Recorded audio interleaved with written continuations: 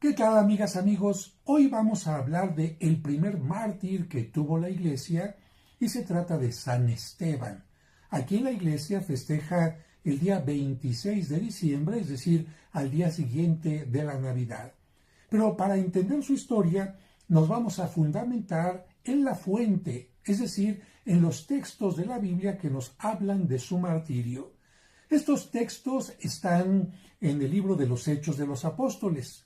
Recuerda que San Lucas no solamente escribió el Evangelio, sino también el libro de los Hechos de los Apóstoles como una continuación del mismo para decirnos qué pasó con la iglesia, con este grupo de apóstoles que Cristo eligió después de que Él resucitó. Así que gracias a San Lucas, inspirado por Dios, tenemos esta información. Y el capítulo 6 nos dice lo siguiente. Por aquellos días, como el número de los discípulos iba en aumento, hubo quejas de los llamados helenistas, es decir, los que tenían un origen griego, contra los llamados hebreos, porque, según ellos, sus viudas eran tratadas con negligencia en el servicio diario. Hay que tomar en cuenta que en aquel tiempo los cristianos daban una atención especial a las viudas, porque eran las personas menos favorecidas en aquel tiempo. Ellos se encargaban pues de distribuirles algunos bienes materiales que conseguían en la comunidad. Pero pues lamentablemente no siempre la repartición se hacía en forma adecuada y los que eran de origen griego dijeron, es que parece que tienen preferencia más sobre los cristianos de origen judío.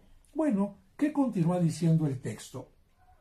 Los 12 reunieron la asamblea de los discípulos y les dijeron, no es correcto que nosotros descuidemos la palabra de Dios por hacernos cargo de este servicio. Algo muy importante, los apóstoles tenían muy en claro que a ellos les tocaba llevar el evangelio de nuestro Señor Jesucristo y que otras personas podían ayudarles en la parte de la administración de los bienes.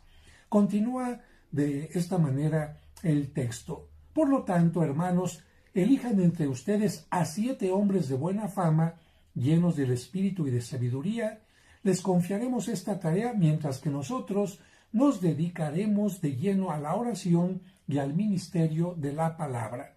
Toda la asamblea estuvo de acuerdo y eligieron, y aquí vienen los nombres de los primeros diáconos, a Esteban, hombre lleno de fe y Espíritu Santo, a Felipe, Prócoro, Nicanor, Timón, Pármenas y Nicolás, que era un prosélito de Antioquía.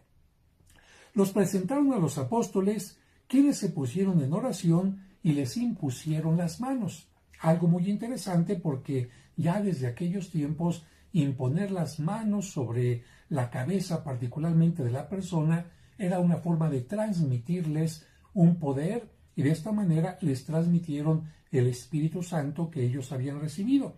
Todavía hasta el día de hoy, cuando se va a ordenar algún sacerdote, algún diácono, hay precisamente este gesto de la imposición de las manos. Continúa el texto. La palabra de Dios se difundía y el número de los discípulos en Jerusalén aumentaba considerablemente e incluso un buen grupo de sacerdotes, se refiere a sacerdotes judíos, habían aceptado la fe. Y comienza en este momento la historia de Esteban. Esteban, hombre lleno de gracia y de poder, realizaba grandes prodigios y señales milagrosas en medio del pueblo. Se le echaron encima algunos de la sinagoga llamada de los libertos y otros llegados de Cirene, Alejandría, Cilicia y Asia. Aquí cuando se refiere a la sinagoga, está refiriéndose concretamente a un grupo de judíos que no habían aceptado a Cristo y que por lo tanto estaban en contra de las enseñanzas de los apóstoles que hablaban de Cristo como el Salvador. Continúa el texto. Se pusieron a discutir con Esteban, pero no lograban hacer frente a la sabiduría y el espíritu con que hablaba. Al no poder resistir a la verdad, sobornaron a unos hombres para que afirmaran: hemos oído hablar a este hombre contra Moisés y contra Dios. Aquí ya hay una injusticia, porque se está hablando de una mentira para ocasionar daño a Esteban. Con esto, alborotaron al pueblo, a los ancianos y a los maestros de la ley, llegaron de improviso, lo arrestaron y lo llevaron ante el Sanedrín. El Sanedrín, recuerda, era el consejo de los ancianos de los judíos, formado por 70 ancianos y el sumo sacerdote. Continúa el texto. Allí se presentaron testigos falsos que declararon: este hombre no cesa de hablar contra nuestro lugar santo y contra la ley. ¿En qué momento Esteban había hecho esto? Jamás.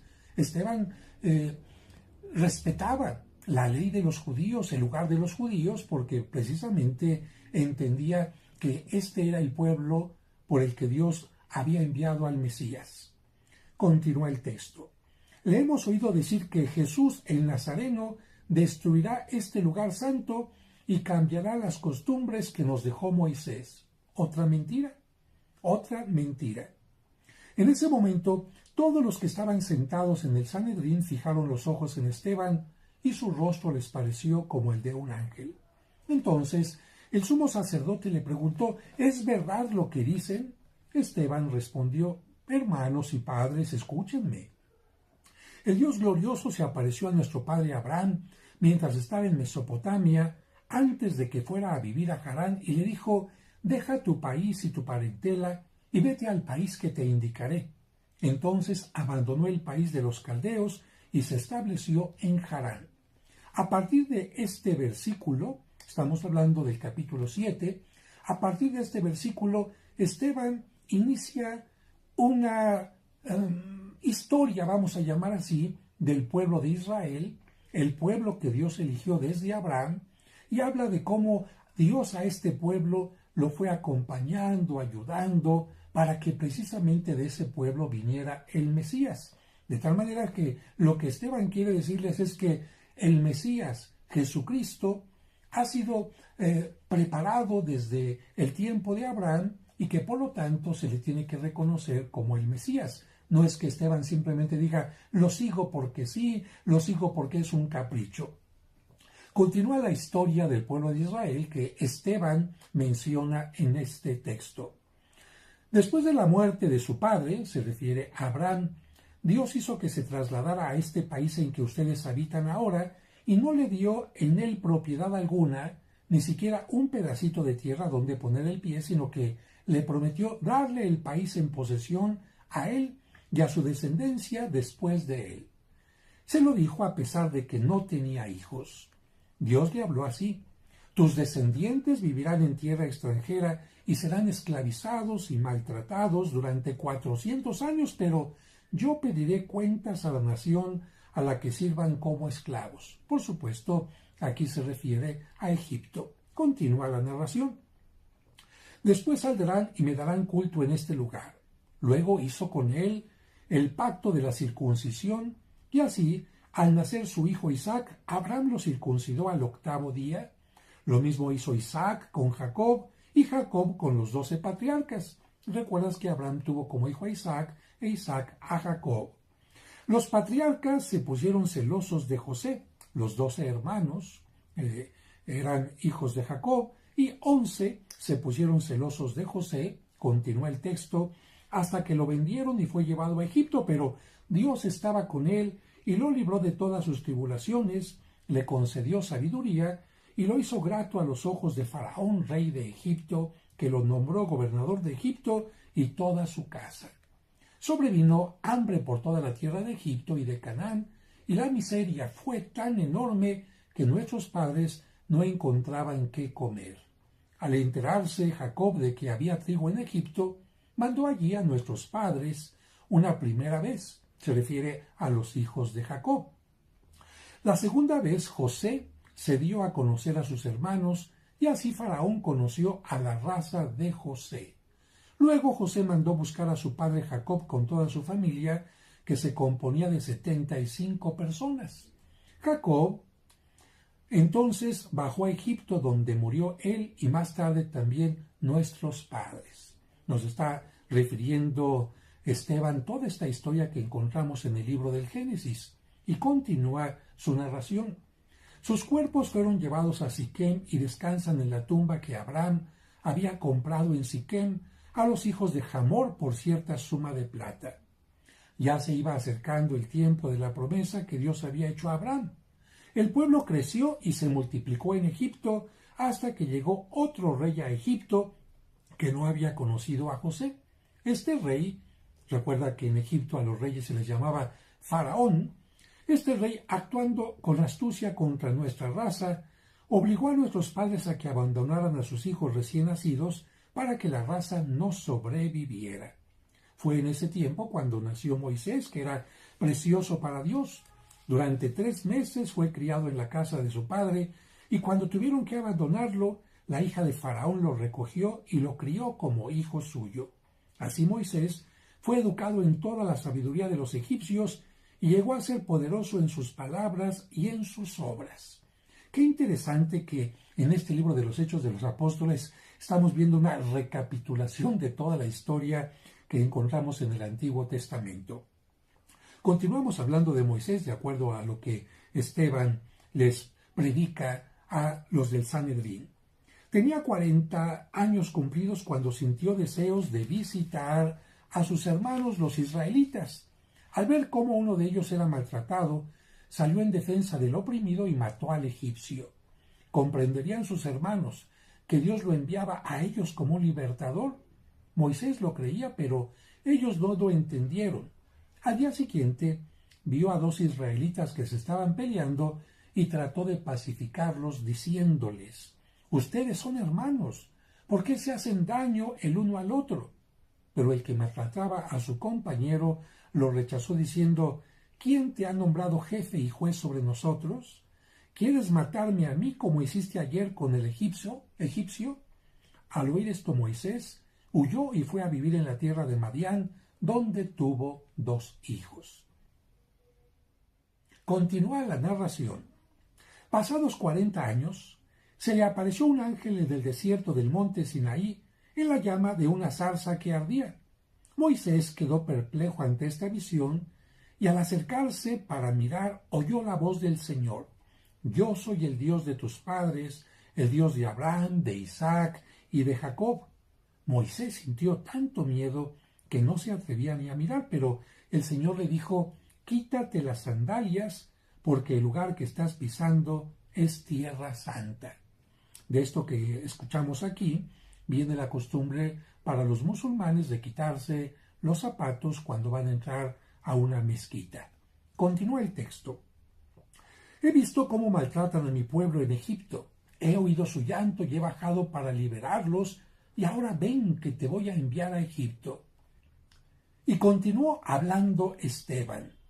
A este Moisés, al que rechazaron diciendo: «¿Quién te nombró jefe y juez?», Dios lo envió como jefe y libertador, con la asistencia del ángel que se le apareció en la zarza, y los hizo salir de aquel país realizando prodigios y señales en Egipto, en el Mar Rojo y en el desierto durante 40 años.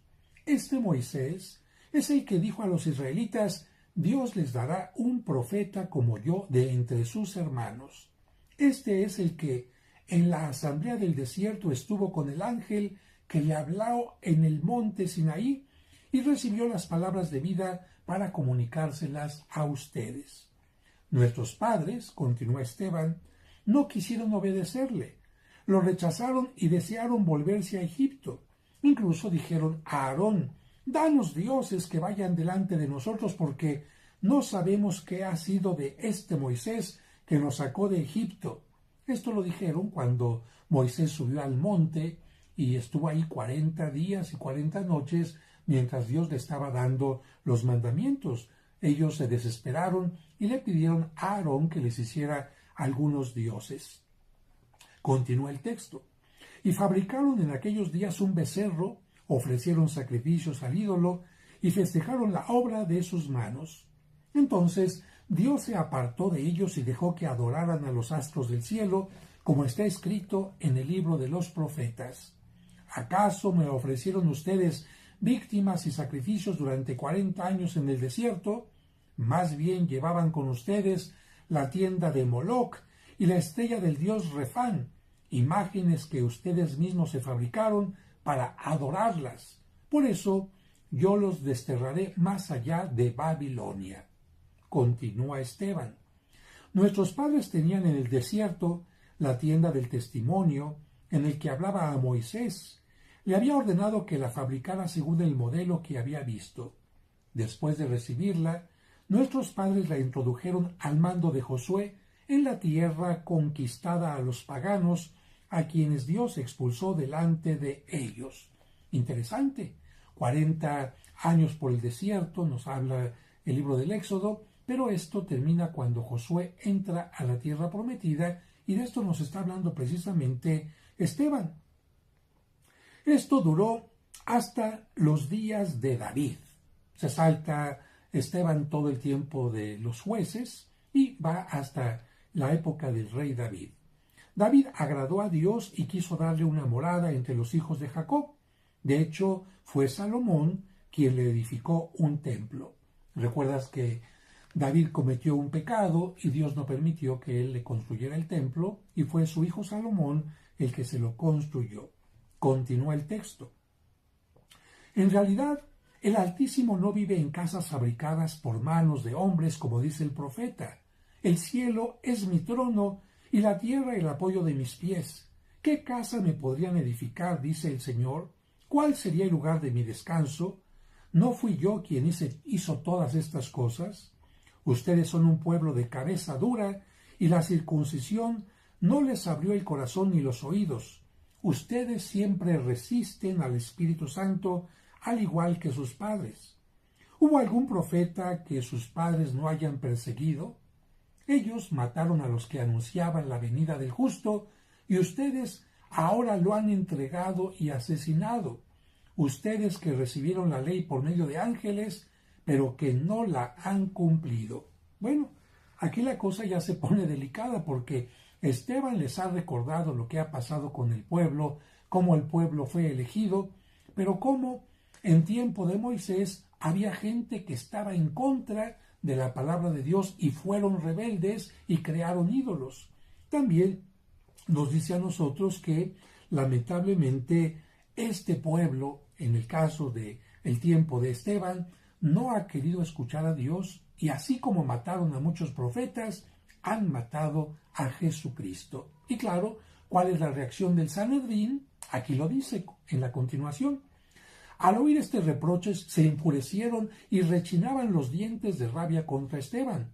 Pero él, lleno del Espíritu Santo, fijó sus ojos en el cielo y vio la gloria de Dios y a Jesús a su derecha, y exclamó: Veo los cielos abiertos y al Hijo del Hombre a la derecha de Dios.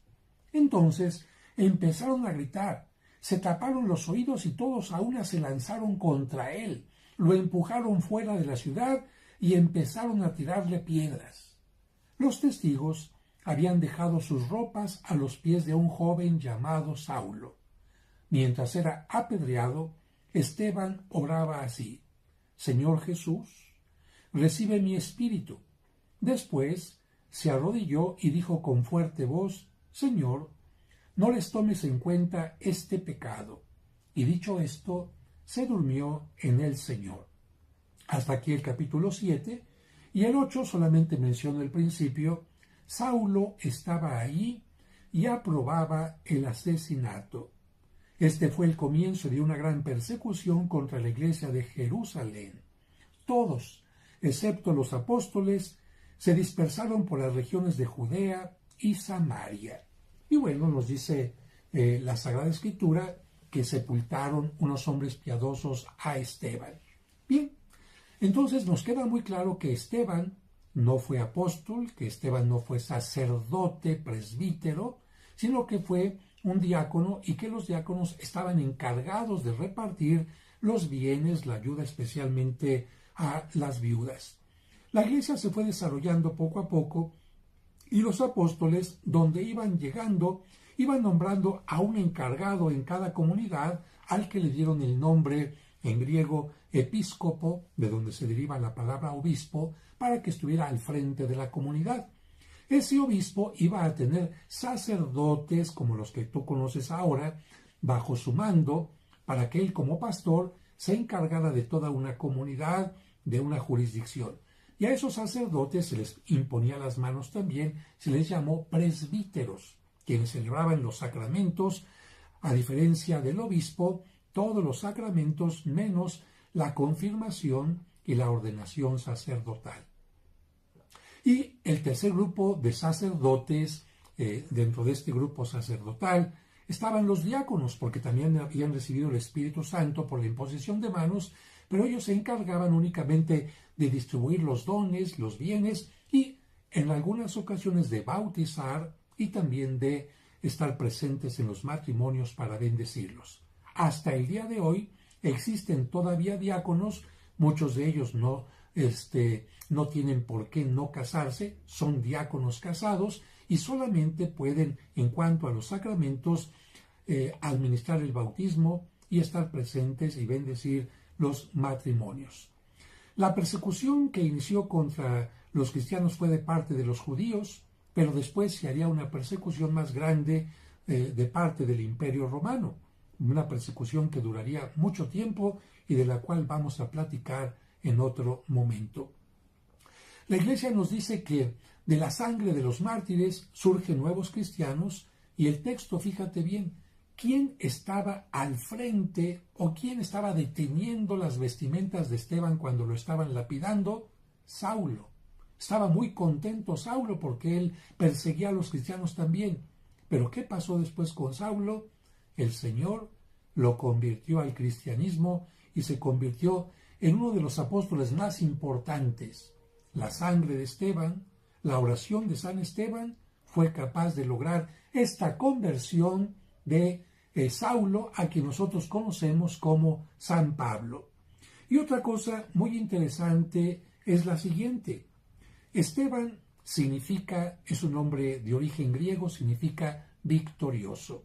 Después de San Esteban, nos dice los Hechos de los Apóstoles que Herodes mandó decapitar a el apóstol Santiago, que en aquel momento era obispo de Jerusalén. Lo sepultaron allí en Jerusalén y después lo enviaron ya a otro lugar donde se veneran sus reliquias actualmente. Pero bueno, finalmente termino diciendo que a Esteban, el primer mártir, se le llama protomártir porque precisamente esta palabra significa el primer mártir de entre los cristianos. ¿Cuántos mártires tiene la Iglesia? Muchísimos, muchísimos a lo largo de todo el tiempo, porque aunque las persecuciones comenzaron en aquel momento, continúan hasta nuestro tiempo, porque Cristo nos dijo en el Evangelio, a ustedes los perseguirán, pero yo pondré palabras en sus labios para que ustedes se defiendan, como lo hizo con San Esteban. La palabra mártir es una palabra griega que significa testigo, y nosotros agradecemos a Dios por el testimonio de tantos mártires que incluso en nuestro tiempo dan fuerza a la Iglesia, enseñándonos que ni la muerte ni la violencia pueden acallar el mensaje de Cristo que resucitó